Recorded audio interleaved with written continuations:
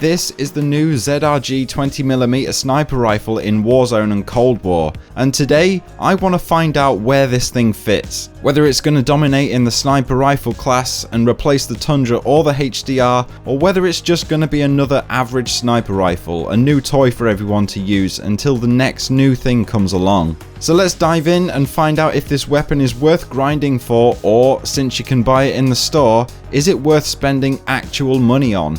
So first things first, we need to know how to quickly unlock it. The requirement for this is to get 2 long shot kills with the sniper rifle over 10 different matches. And there are several easy ways you can do this, but the quickest and most efficient way of doing this is by jumping into a Nuketown game on Cold War multiplayer, since the Nuketown matches only last about 8 to 10 minutes each time. The progress won't track if you get your 2 kills and leave the game, so you have to stay in the match for the entire time. So there's certain spots around the map that are just long enough to count as a long shot. And the first spot is here, where you stand with your back against the fence and aim into the garage opposite and just hold that angle forever and ever. It's easy, trust me.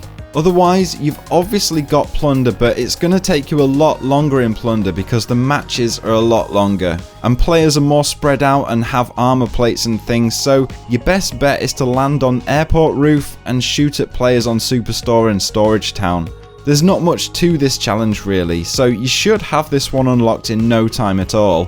So now that we've unlocked or purchased the weapon from the store, we've leveled it up to unlock all the attachments we need and we're ready to take it into Warzone, but was it all worth it? So for this we're going to take the Tundra as this gun's competitor, because this gun really is a cross between the Tundra and the HDR. So I'll be using the best weapon builds for each weapon, and obviously you can change the attachments up to make something better like the ADS time, but very often you lose out on something else when you do that. And for this gun we really need that bullet velocity and ADS time since it's quite a heavy one. So anyway, for the fire rate, to test this one I just aimed at the sky and unloaded the mag until the reload animation began. And we've got the Tundra here coming in with 47 rounds per minute and the ZRG coming in at 53 rounds per minute. The difference really is negligible when you're only shooting a 7-round clip, but the firing speed is there for the ZRG and it's slightly quicker than the Tundra. Slightly. Next we've got the bullet velocity, which is how fast the bullet will travel from point A, meaning the end of your gun, to point B, your target. So I stood 300 meters away from this car and I shot at it to get the hit marker. I put the footage together to see which one is faster, and it turns out a fully decked Tundra comes in with 1150 meters per second and the ZRG has 1104 meters per second. In terms of frame rate, it's not much, only 2 or 3 frames difference, but the difference is definitely there. Which leads me nicely into the bullet drop for the weapon, and standing on top of the dam and aiming at the bottom of that middle window there, I marked the point that the bullet disappears on the tower, and you can see that the bullet drop for both weapons is pretty good, but the Tundra does have a much better bullet drop than the ZRG. The Tundra's bullet barely drops at all, to be honest, so another point here goes to the Tundra.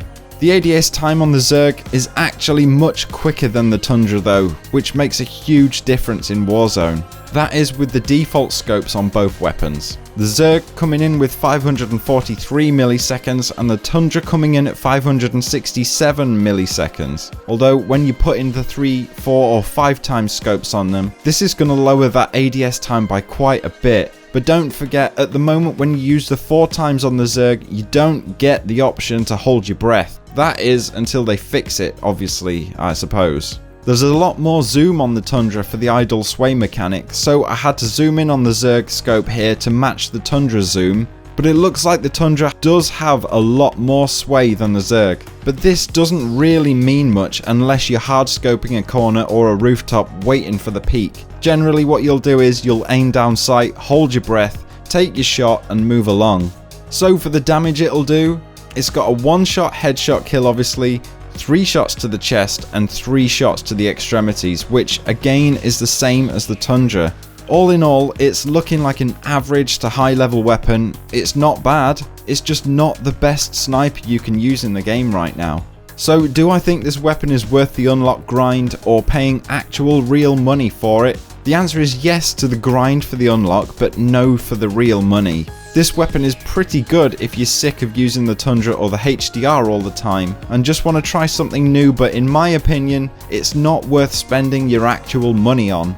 Although the challenge is easy enough to do, which is good, so it means you don't have to pay anything, but it's not a weapon you'll choose to run over the HDR or the Tundra, and you'll probably find that you'll go back to the HDR or the Tundra after you've used the ZRG for a bit, because there are weapons in this game that just outclass this weapon by so much.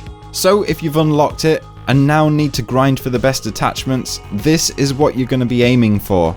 You're going to have the equivalent of the wrap suppressor for the added bullet velocity and range, the 43.9 combat recon barrel for the extra bullet velocity, the soft target designator because for some reason you get more effective damage range from a flashlight, who knew? Then you're going to take the serpent wrap for the much better aim down sight time, and finally the 7-round mag because obviously you only get 3 bullets as standard in 1 mag on this gun, and it doesn't hurt your ADS time too much when you use the 7-round mag.